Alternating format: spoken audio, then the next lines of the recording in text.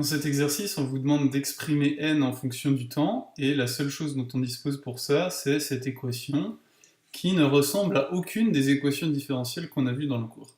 Donc pour répondre à cette première question, la première chose à faire, ça va être de réécrire cette équation sous la forme, de la modifier un peu pour obtenir une forme qu'on a dans le cours. Alors ce dt là qui est ici, vous voyez, on va pouvoir diviser par dt pour le faire passer de l'autre côté. Et on obtient dn sur dt égale moins 1 sur taux n. Et là, on va pouvoir faire passer tout ce terme de droite à gauche, et on obtient. Et là, on se retrouve dans le cas du cours de l'équation différentielle sans second membre. Vous voyez qu'on a le 0 ici. Le petit k qui est dans le cours vaut ici 1 sur taux, pas de problème. Et donc, on va pouvoir appliquer les deux étapes de la méthode de l'équation différentielle sans second membre. La première, c'est la solution générale, qui est de la forme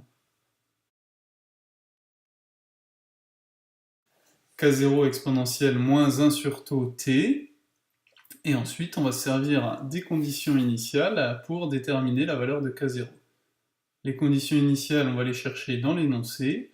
On nous dit qu'à t égale 0, n égale n0, donc on sait d'après l'énoncé que n de 0 égale un certain n0, et d'après l'expression qu'on vient de trouver, on peut calculer que n de 0 vaut k0 exponentielle moins 1 sur taux fois 0, ce qui est égal à k0.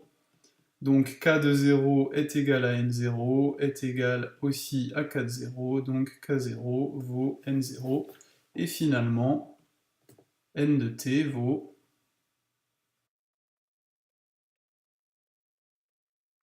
Et voici l'expression de n de t, c'est la réponse à la première question.